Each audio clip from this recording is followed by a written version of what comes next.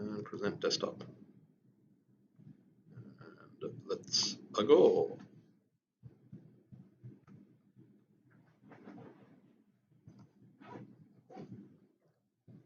Any minute now. There it is. So this should be in PowerPoint, but I can't get my PowerPoint because it's not in PowerPoint, it's in Google. So we're just going to do it this way and get rid of that. So I know you taught about SATs, but it's about hemoglobin. And it's the saturation of hemoglobin, which is why I wrote it as hemoglobin of saturation. What is more important in those two? The hemoglobin. Because almost all of the entirety of the oxygen in your blood is attached to hemoglobin. So having good saturation means you've got good oxygenation of the hemoglobin. But if you have low hemoglobin, is that happy or sad? Sad. Can you do more work or less work? Less. But your SATs will be 100%, and your finger will say it's pink. That doesn't mean much. So always keep that in mind. So, trying to not die. How do we try to not die? We panic. And panic is not a trick question. What is panic? Yeah, using adrenaline. What happens to your heart rate? And what happens to your respiratory rate? So what happens to the gas movement, your ventilation? Yeah, and what happens to your cardiac output? Increases. So if both of those triple, your VQ matching is still 1-to-1. Yeah, you haven't improved VQ matching. It's 1 of V plus 1 of Q in the same place. Yeah, does that make sense? But the physical number of oxygens going into your mouth is increased. The physical number of CO2s coming out of your mouth is increased. Yeah, and the physical amount of red cells traveling past your alveoli increases to capture oxygen and offload CO2. Yeah, so it's not a O2 drive to breathe or a CO2 drive to breathe. It is a trying to not die drive to breathe. Yeah, which is very obvious that if you are nervous about something, stressed about something, know somebody's watching you, yeah, your respiratory rate goes up. And what are we doing to people? Making them nervous. We're going to get them out of bed. Does that sound like something that puts your respiratory rate up? Yeah. So the basic idea you're learning is, well, you want to get rid of this and gather that, and if those are out of whack, then some sensor tells you to do more stuff. And where do those sensors live? In the what part of the brain? Pons. Yeah. So you have like different parts to breathing that are phasic, just the your basic tidal volume, and then things that you can do to increase that above there. And receptors for all that in your midbrain. So, in your brainstem, pons, midbrain, so on and so forth. All those signals go to the outflow down to your spinal cord, and then what is the bit that tells your diaphragm to move? What is that nerve called? Phrenic. And where does the phrenic nerve originate?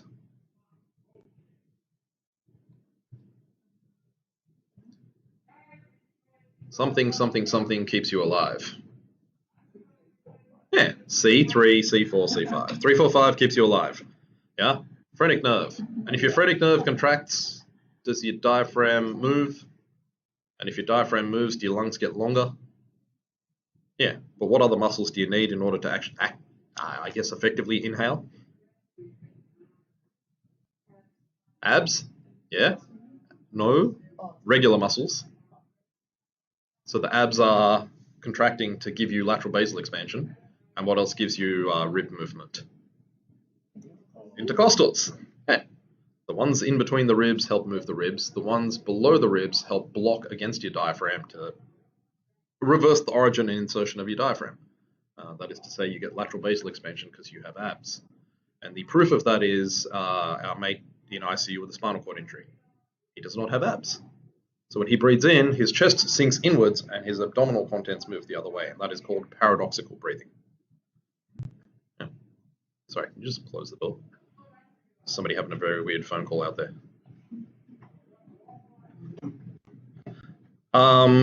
So I should change that to some acronym that makes sense other than pate.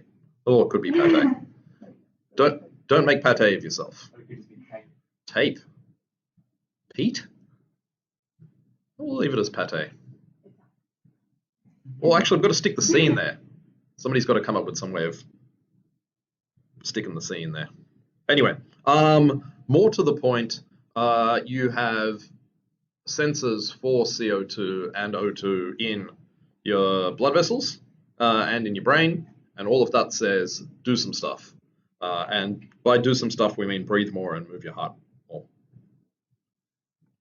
And it's more complex than that, but you don't need to know that. You just need to know when it's failing, that it has failed, and if it has failed, then what will be done about it, either physio or otherwise. So if you can't move gas, that is a failure of ventilation. And do we have a machine that sounds like that? And it's called a ventilator. So rather than think about it as a respiratory failure, think about it as a ventilatory failure. And then the solution to ventilation is ventilation, which makes life easier. You've got two kinds of ventilation. The mask, which is or non-invasive, so BiPAP, those kind of words. And then the tube, which is invasive versus non-invasive. The machine doesn't matter. You take a BiPAP machine, stick it to a trachea, it's now invasive. You take our ventilators as you can, stick a mask on them after they get extubated, and now it's non-invasive. Whatever it says on the machine is somewhat irrelevant, other than it is a machine that goes ping. That's it. Check the pressures. If there's one pressure on there, is it CPAP or BiPAP? CPAP. And if it's two pressures, then it's BiPAP. Two pressures, type 2 respiratory failure, those kind of things should be triggers, yeah? One pressure, type 1 respiratory failure. We'll get into that when we talk about ABGs tomorrow.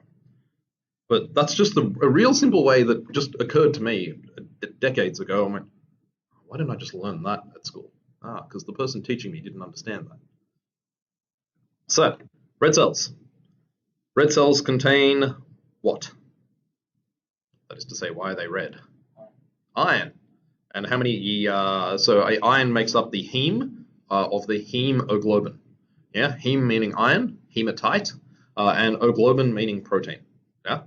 So apparently the oxygen molecule in this picture is blue guy, and it's attaching to an iron somehow, and it's held in place partly by the, we'll say, rusty nature of oxidation. Yeah. You all seen rust? What color is rust? Red. What color is just regular cast iron before it rusts? Dark, yeah. And think about your blood in the same way. Brighter red, more oxygen, less red, or more black, you know, good old veins look a bit weird. Less oxygen, yeah? Shine a light through somebody's finger, see how pink it comes out the other side, and that is SpO2. Not sure that's a sensible way of doing things, but that's what we have. So, you have 4 ions, and 4 ions hold how many oxygens? 4. And if 4 out of 4 seats are filled, what is the saturation? 100%. Now, on average, that is your arterial, and it goes out to your body, and your legs might be doing very little at the moment, and your gut might be doing a lot because you just had breakfast, and your brain is always on. So on average of the 4, how many do you use? 1, at rest, just base metabolic rate. So when it comes back to your vena cava and back to your right ventricle, there are 3 out of 4 seats filled. So what is your SvO2, the venous saturation? 75%. Yeah. Now, if you start doing work, do you think you're going to be using more than just 1? Yeah. So is that going to come back at 75 or less? Less. Now, if you are only breathing the same level and you're only putting in 1 oxygen for every hemoglobin, then your arterial will go out the other side at only 75. So you've gone from 50 to 75. Does that sound like your brain will be happy about that? So what's your brain going to say? Breathe more. Now, does your brain wait for your oxygen sats to drop before it starts saying breathe more? No, and you've all experienced this just walking up the stairs from level 2 to level 3. You get to the top of those stairs and you start going, you're not short of breath and you're not unfit. Yeah, you are no less fit than me, and I'm unfit. You're all more fit than me. We all do the same thing. Why? Because does your brain remember exercise? Yeah. So when it feels you going up the stairs, does it think that's exercise? And does it just start preempting the breathing before you need to do the breathing? That's what it is. Does that make sense? And that has nothing to do with PaO2 or any of those kind of numbers. It's just the psychology of this is the brain remembers that work requires this and it just does it before you need to do it. Because if you wait till your oxygen drops, what's going to happen to your cells? Happy or sad? In what way? Sad was the answer. In what way? And then what happens to the cells? Before it dies, why is it unhappy?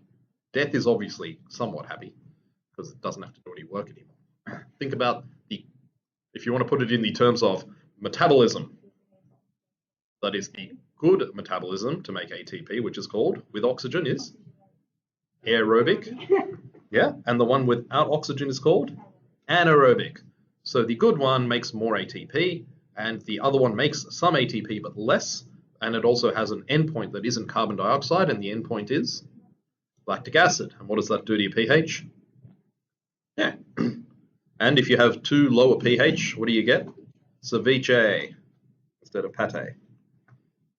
So far, so good? So, the other important point is that the O-globin is protein. And what happens to protein when you apply heat? Denatures, changes shape. Yeah? Now, if you apply enough heat, does it cook? And it denatures permanently. What happens to protein when you apply acid?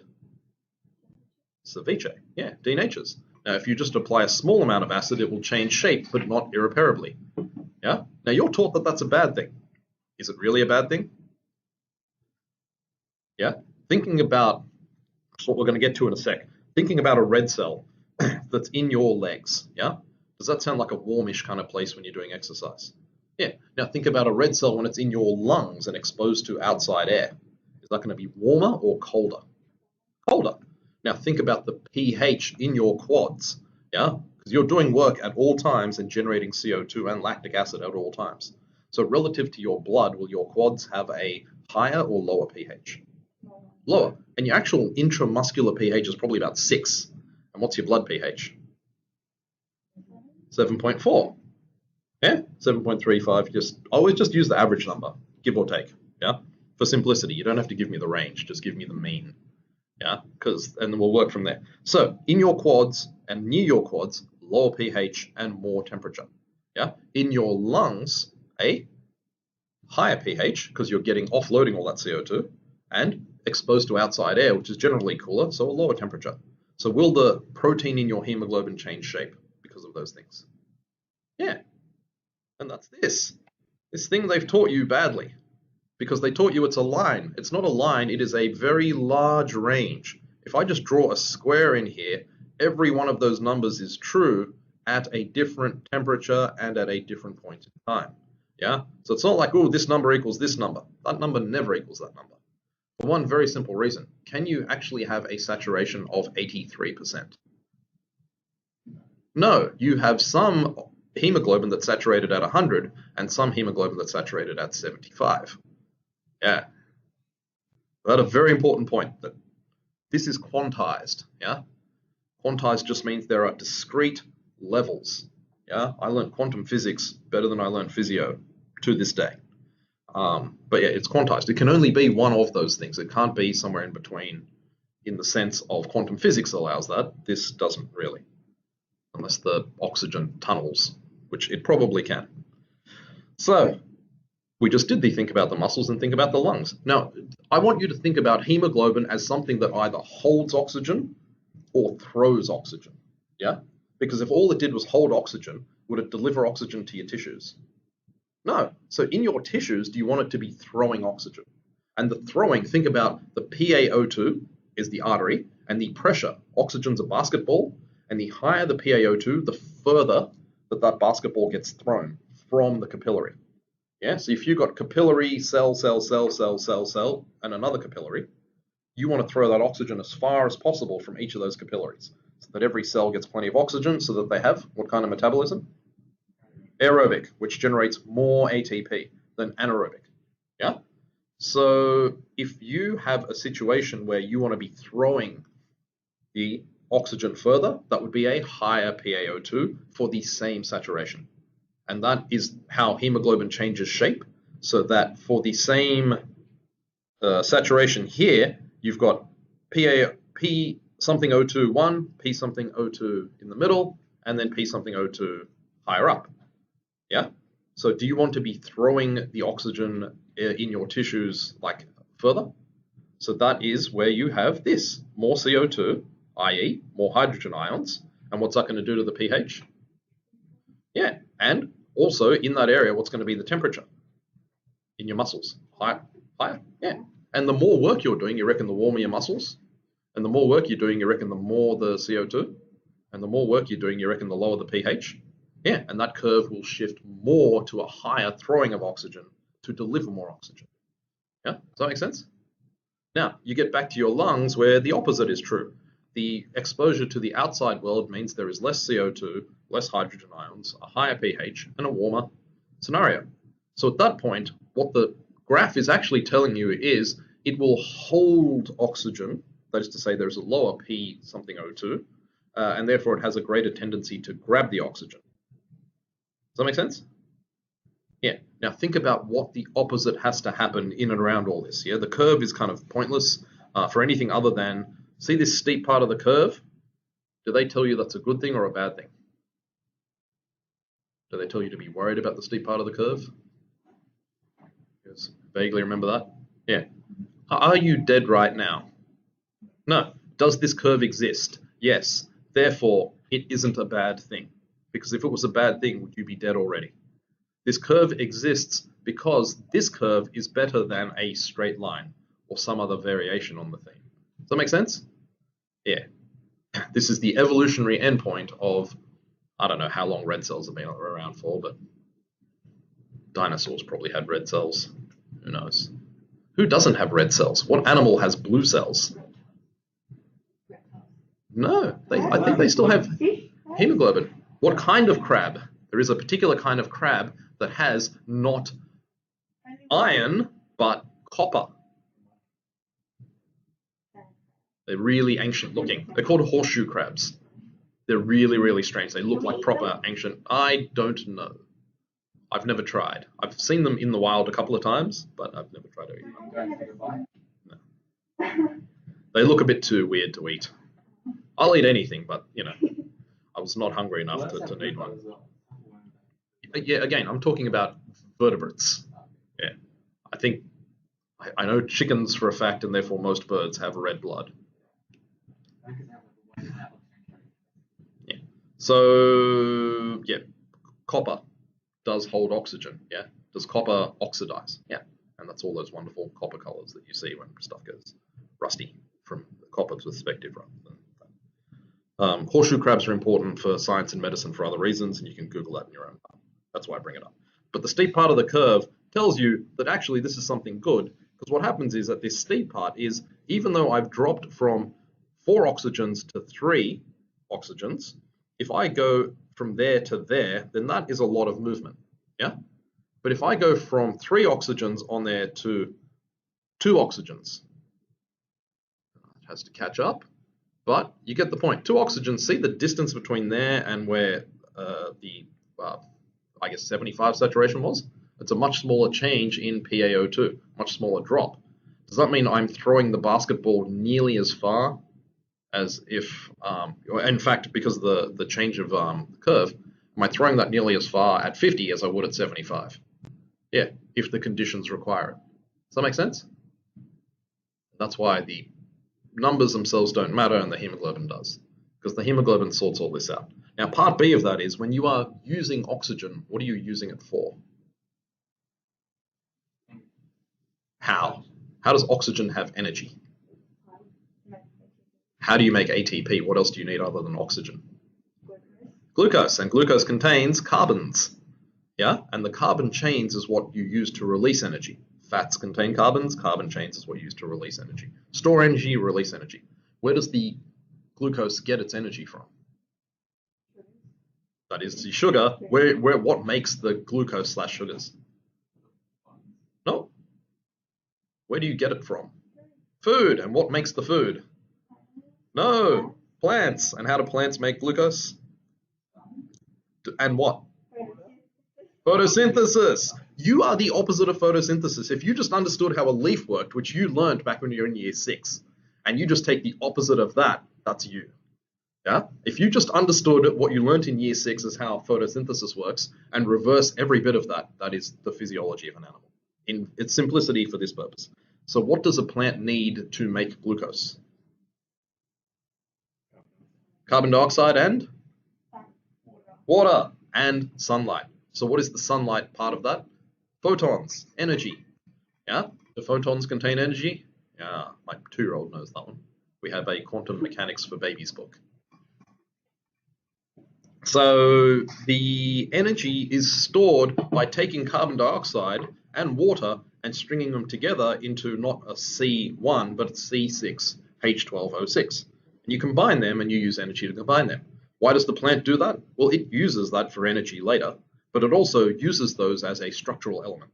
Yeah, it stacks them in such a way in a long chain to be a starch or just a sugar that we find delicious. Yeah, what are potatoes mostly? Starch. And are potatoes delicious? Raw or cooked? Cooked. Yeah, if you're eating a raw potato, again, people do. No, you can't get sick from it. You get sick from licking the dirt off a potato like you get sick from licking the dirt off anything. Yeah, you know how in the Asian cultures you don't eat raw vegetables? Yeah, salads are for these people. These people. That's it. Allowed to be racist in here. No. Yeah, people in the Southeast Asian / Indian places do not eat salads like the way other people do. You have it as a side for the good stuff. So back to the plant makes turns CO2 and water and energy into glucose and stores that as starches that we eat or turns it into lignin. And imagine glucose all lined up the same way is a starch and lined up in opposite shapes is lignin and cellulose. Yeah, you've all started a fire at some point. The wood. Yeah, wood. So you've burnt wood, yeah? That's it. What is wood made of? Carbohydrate. And what happens? Can you burn wood in a vacuum? No, you need oxygen. Yeah. So if you have oxygen plus carbohydrate and you set fire to it, what gets released? CO2 and heat and light. And remember, carbo is carbon. And what does hydrate mean? If you were hydrated, you were full of water. Hydrate means H2O, carbohydrate. Yeah.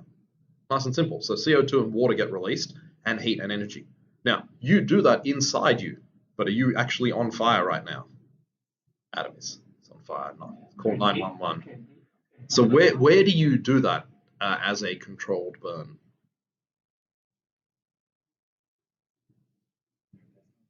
Nope, that's where you just absorb the glucose. Where do you make the ATP? Mitochondria. It makes a lot of ATP. Yeah, does that make sense? And that is just the opposite of photosynthesis. You can call it aerobic metabolism, you can call it cellular respiration, but you should call it oxidative phosphorylation. That make sense? So you don't have a respiratory or a metabolic acidosis. By definition, they're the same thing. What you have is a ventilation problem or an electrolyte problem. Yeah? So, to put this into a context of why I don't want you to think about hemoglobin, saturation without thinking about hemoglobin, is there's a Mount Everest article which some doctors climbed to the top of Everest and did blood gases and dragged machines up and all that kind of stuff along the way. And yeah, this gets back to what is the pressure of the atmosphere in London, which is pretty much sea level, 754. Yeah. What is the fraction of that is oxygen? 21%. Now, what is the pressure up at this top of Everest? Yeah. And again, it's 20-odd%. I don't know why that's not actually 21%. You wouldn't think that it would be different, but it is slightly different. I'm trying to work out at what point it stops being like that. Oh no, that's their PaO2. Anyway, the point is the pressure of oxygen in the atmosphere is less. So the pressure of atmosphere is less, so the pressure of oxygen is less. Yeah. So if the pressure of oxygen outside you is only 50, can you get above 50 inside you? Only if you have. No? It's the things you stick in your nostrils. I mean, they're annoying, but they're not invasive. Nasal prongs, yeah? And you see them climbing with some kind of mask or whatever, adding extra oxygen. Yeah, just like we do with patients. So what are you doing there? Just increasing the amount of oxygen available to your alveoli, which will increase the saturation of your hemoglobin. So that's not the important thing. The important thing for these guys is what is their, so this is at sea level, what is their PaO2 at this point? 100, yeah? At the top of Everest, what is their PaO2? Less than 50, yeah? Now, at sea level, what is their hemoglobin? That's this one, 150. So if you have saturation and PaO2 and hemoglobin, you get this much oxygen content, which is 200. Yeah, there's an equation for that. That's not important. But at this point here, where it's less than half in terms of PaO2, and it is pretty much half, it's about 50 in terms of saturation, but you have 200 hemoglobins instead of 150 hemoglobins. See, the oxygen carrying content is actually 150, which is still reasonably good. Does that make sense? So the simple way to think about that is if you have, we'll say 150 hemoglobins, yeah? And each hemoglobin holds how many oxygens? 4. So how many oxygens do you have? What's 4 times 150? 600, yeah? That's a normal hemoglobin, give or take. If you have, you're getting down to transfusion level of hemoglobin in your blood, so you only have 75 hemoglobins, yeah? Transfusion level, you're getting close to. But you are fully saturated, that is to say you have 4 on every hemoglobin. How many oxygens do you have? What's 4 times 75? What's 2 times 75? 150, and that times 2 is 300. You know how 75 is half of 150? So if the first answer was 600, then the next answer is 300. Yeah, math. So even though you're saturating at 100%, you have half the oxygen in your blood, yeah? Now, let's go to somebody like this that has 200 hemoglobins, yeah? But his saturation is only 75%, yeah? So at 75%, do you have 4 out of 4 filled or less than that? 3 out of 4. So what is 3 times 200? 600. So this guy with a saturation of 75% has the same oxygen in his blood as somebody that is at sea level saturating at 100% with a normal hemoglobin. Yeah? This paper is in that Google Drive. If you want to read it, there's like a whole BBC documentary they did that's amazing. If nothing else, you just want to watch Everest. But yeah, they set up, like as part of it, they were anaesthetists and ED doctors, and they set up like proper hospital facilities at the base camp and stuff like that. Like they dragged all the equipment there to do, one, proper medicine on these people, because people die up there all the time. So you can, if you got better medicine you can do very quickly, then you can save a lot more people. But does that help? So in terms of their climbing, they start at sea level, and then they go up here for a while. Then they go up here for a while. Then they go up here for a while. And then they go up a bit more. And then they come down. And then they start the hard slog up. Why are they doing that? To acclimatize, yeah. And what needs to acclimatize? Your hemoglobin. So how do you make hemoglobin? Bone marrow. And what tells the bone marrow to make more hemoglobin or red cells? What's the drug? If you were going to dope, what was the drug you would use? No? EPO, erythropoietin. Yeah, erythrocyte, poietin, making thereof. I don't like something like that. Yeah, EPO. Yeah, think Tour de France. What do? EPO. Why? Because it works. Because altitude training sucks. That's all. So you go up slowly, and you allow your body to make more red cells. What in your body, what's the organ that makes the EPO? Kidneys. So your kidneys respond to a whole lot of things, like electrolytes, but one of those is oxygen tension. Lacking oxygen, it makes EPO. The EPO goes to your bones and says make more red cells. And if you have sufficient hemoglobin in your life, you make good red cells. If you have that vegan nature, then you make less good red cells.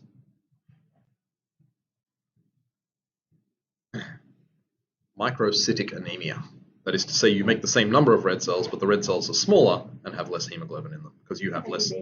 Yeah, you have less iron in your blood. Well, all those people that have like absorption issues, like your celiacs and all that kind of stuff, you reckon they're absorbing nutrients at the same rate? No. So one of the things, yeah, what's the things that help vitamin-wise that help you absorb iron? Vitamin C. Yeah, vitamin C helps you absorb iron. And the other one that I guess also helps with the making of hemoglobin and all that kind of stuff is B12. Yeah. I don't remember the exact things, but I know B12 is sad face, then hemoglobin and red cells are sad face. Yeah? And who lacks B12? Vegans. Not any of the other 11 Bs. Callback if none of you got that one. Where do you get it from? Animal products largely, or supplementation. So some people, again, you eat these foods and the vitamins are absorbed or not absorbed. Some people have a gastrointestinal whatever where they don't absorb B12 from food sources. And therefore they have a type of anemia. And the name escapes me. One of those anemias. Somebody will know.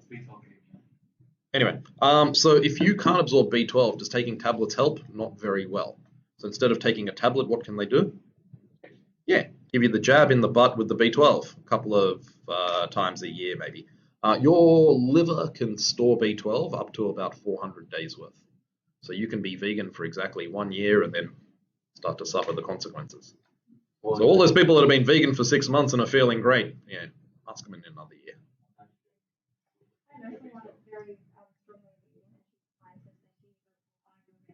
Yeah, I love the argument, but either way, you've got to get your B12 from somewhere. That's all I'm saying. Like, if you eat Indian food, that is gluten-free and vegan, and then you have it with naan and yogurt. But yeah, anyone just thinking, oh, I'm just going to eat salads, you're just demonstrating you're unhappy with yourself. But Indian food is gluten-free and vegan unless you add naan, which is delicious, and ghee and yogurt, which are delicious. You don't have to, and you can be perfectly happy eating all the right everythings without them, or you can have them and be slightly happier. That's all. Can I bring Indian food? No, Cake Week's you guys. Oh, you don't bring anything? No, man. There's 6 of you, and there's 6 of you in 5 days. So does that make sense about the finer points of how oxygenation works? Yeah. And again, if you've got good oxygenation of the red cells, that's part A. But if your blood isn't moving, are you delivering the oxygen to your tissues? And what has that got to do with? Circulation, which will be Heart Week, and I'll draw you the lovely graph. But yeah, you need a circle. Because if that circle has a hole in it, is it a circle anymore? No. So what are you doing? Bleeding. If you're hemorrhaging, are you losing heme? And is that a bad thing? Yeah. If there is a blockage in that circulation, downstream of that blockage, is that going to get adequate red cells going to it? Is it going to get adequate water going to it? So what's going to happen to the local conditions in a blockage? So say you block this bit right here, what happens on this side of your head? That's called a stroke. What kind of stroke? Ischemic. Yeah, versus hemorrhagic. So what happens locally? There is less red cells coming there. Are you going to deliver as much oxygen as you should? So what's going to happen locally? The pH.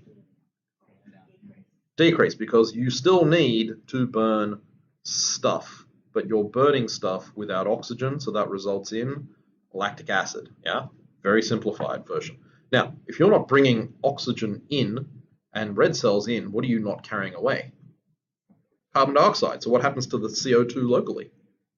Increases. Yeah, and if you aren't bringing water in, yeah, the water is there to carry away heat. So if you're not carrying heat away, what happens to the temperature? Increases. So the body and whatever locally will adjust to try and use the oxygen dissociation curve to its advantage. But if you still have a complete blockage, or it's a low-grade blockage for a long time, yeah, that's the whole stroke time. If you have a complete blockage, you've got minutes. If you have a low-ish blockage and not complete, you have time before the cells die. Very hard to know what is going on in there. People use words like penumbra that don't mean what they think it means, and all sorts of stuff. Yeah. All you need to care about is, can they hold their arm like this for 3, 5, or 10 seconds? That's it. And if they can't, what do? Put a sling on them. Now it would be that arm, not this for this side of my head. And beyond that, I really don't care. You just need to make sure that they have a sling and then do the physio rehab. Yeah? That's it. Is there any reason to not do the physio rehab with them, despite how their scans look? No. Demonstrated this with a guy recently. Like, I saw him in ICU. Looked pretty messed up. I think he pretty much escaped from hospital last week. He went on a home visit because he didn't want to stay in hospital for the weekend. He came back in briefly and then just left again. And this is a guy that was like, oh, it's a big core, and there was like low cerebral blood flow and all this kind of stuff. We talked about everything, yeah, and he looked pretty messed up. Well, he is not okay, but he is functional enough to escape. So did the physios do the right physioing? Yeah. Is the rest of his brain okay? No. Is that our problem to try and fix? No. Our problem is to make sure you don't die, all the medical stuff, and then make sure you are functional enough to not die from lying in bed. And how do we make sure you're not lying in bed? Making you not lying in bed. Because is lying in bed bad for you? And can we do physio things that are not that? And do any of them. I don't care which ones you do, but just start with, put a sling on them if they need one, and start with sitting balance. Yeah? Yeah. Getting sidetracked. So the point of all this is, if you don't bring oxygen in, you don't carry CO2 away. Both of those result in something acid forming. And part B is the temperature, because you're still trying to burn stuff, and the temperature goes up. So at what temperature do you, I guess, fry like an egg? You've been there probably recently. No. 40? 42. Yeah? Back to answer to life, the universe, and everything. What's burning? Hmm? What's burning? What do you mean, what's burning? When there's no oxygen. Do your mitochondria exist? Yeah. Do they just try and eat everything that you give them? Yeah. And if you don't give them things, are they part of you, or do they have their own DNA and their own agenda? Your mitochondria have their own DNA and their own agenda. You know what oxidative stress and all those things are? Your mitochondria are an alien that our whatever ancestors captured way back when. They're angry. And the only way to stop them being angry, like any of you, is make sure they don't get hangry. Because what happens when mitochondria get hangry?